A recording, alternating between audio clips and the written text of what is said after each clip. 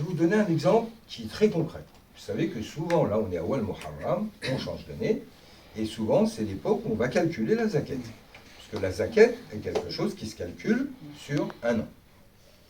Alors, on ne va pas rentrer dans le détail de la zakat, les pourcentages, sur quoi, comment, etc., etc. Mais il y a ce qu'on appelle le nisab. Est-ce que quelqu'un sait ce qu'est le nisab? Le nisab, c'est le calcul de ce dont vous avez besoin, de ce sur quoi on ne peut pas vous imposer, et au-delà duquel, là, on commence à calculer un impôt.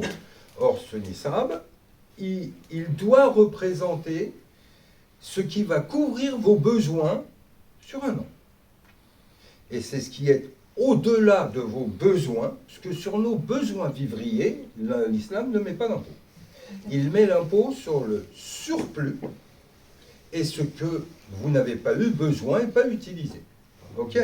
Après, il y a 2,5, 5, 10, 20 selon le bien végétal, animal, mobilier, immobilier, etc., etc.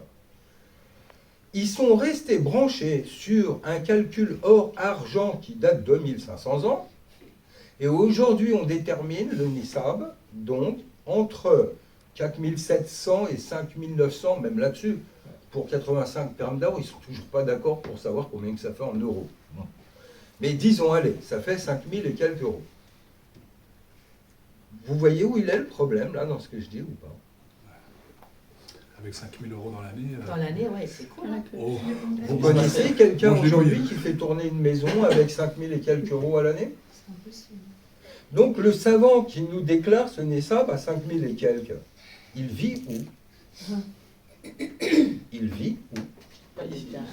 Au Bangladesh, au Sahel, il vit où? Il est en rapport avec le terrain. Il n'a pas compris qu'en fonction de l'époque ou du lieu, il doit varier parce qu'on n'a pas les mêmes rythmes de vie. Vous êtes à Lyon-Centre, votre loyer, il fait 2,5 fois celui où on est, nous, un peu plus haut que Tournu, là. Vous êtes en France ou vous êtes en Mauritanie ou quoi que ce soit, le niveau de vie est le même. Vous avez une famille et vous êtes 5 à la maison ou vous êtes 1 ou 2. Vous avez le même taux de besoin et de...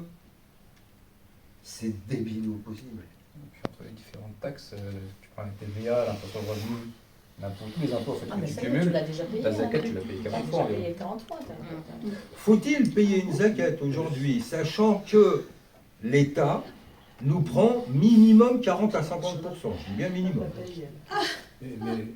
Mais Entre la TVA, l'impôt foncier, l'impôt de ceci, l'impôt de cela, l'électricité, l'essence, 75% c'est de la taxe. En fait, la zakat, on la paye 3 fois, 4 fois. Ouais, mais pourtant, le discours à la mosquée, waouh, waouh. Ouais. Oui, Ouais. parce Donc, qu'ils pas veulent leur d'argent. part. Parce que ce que vous sortez, ça va à l'État, ça ne leur va pas à eux. Ah oui. Donc moi, il me faut ma part. Donc il faut encore que tu payes C'est pas zakat. recevable, Stéphane. Pourquoi? Mais c'est pas recevable ça.